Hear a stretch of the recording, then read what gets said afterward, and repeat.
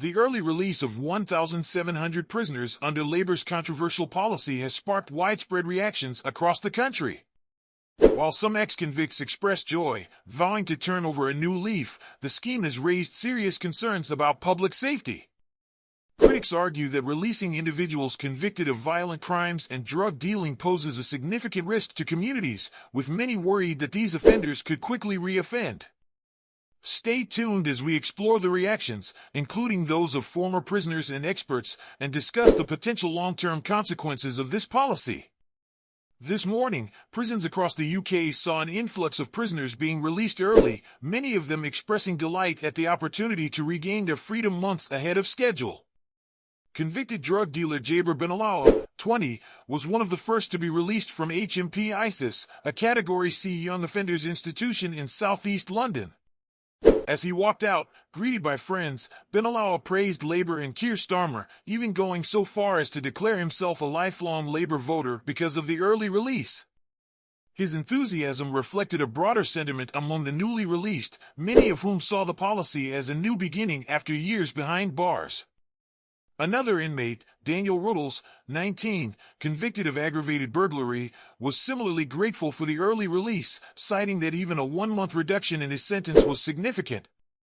These public displays of gratitude toward the government, however, are only part of the story.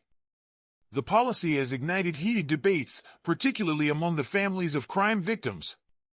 Many have voiced outrage at the release of dangerous individuals, including those who played roles in violent crimes like the manslaughter of a 14-year-old boy in Newcastle.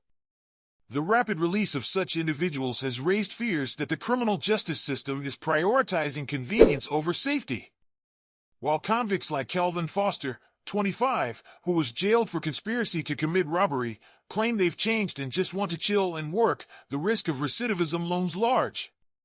Experts like Martin Jones, chief of probation, warn that it is inevitable that some of these individuals will reoffend, with an estimated 1/3 of those released expected to commit new crimes.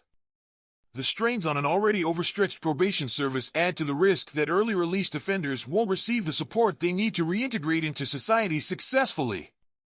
Moreover, concerns about the lack of preparation for these prisoners' return to civilian life are growing. Some prisoners admitted to being homeless upon release, highlighting a significant gap in the program's planning.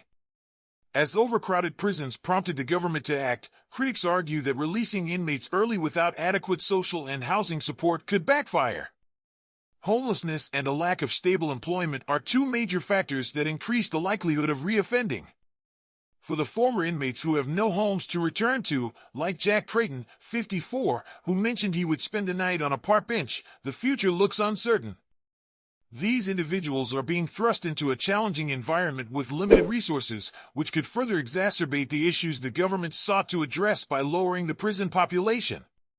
Despite this, some released prisoners argue that the policy is necessary, citing overcrowded and inhumane conditions inside the UK's prison system. One anonymous prisoner from Holme House in Stockton-on-Tees described the dire state of affairs, noting that people were climbing the walls with anxiety due to the lack of space. He also stated that it was the worst he had ever seen in over 2 decades of prison sentences. While these conditions make it clear that the prison system is in dire need of reform, many question whether early release is the right solution, particularly given the potential harm it could cause to public safety. The Labour Party, meanwhile, stands by the policy, arguing that the measure will create space in an overcrowded prison system, allowing for wider reforms in sentencing and incarceration. Supporters of the policy point out that only non-violent offenders are being released early, and that these individuals are less likely to pose an immediate threat to society. However, with over 5,000 prisoners set to be released within 6 weeks, including many convicted of serious crimes like robbery and assault, skepticism remains high. As thousands of prisoners walk free under Labour's early release scheme, the question of whether this policy will truly benefit society or create more problems remains unanswered. While many of the released inmates celebrate their freedom, the long-term effects on public safety and the overburdened probation system are yet to be seen. What do you think? Will this controversial move lead to positive change, or could it risk a wave of new criminal activity? Let us know your thoughts in the comments. Don't forget to like, share, and subscribe for more in-depth discussions on the biggest issues shaping our world today.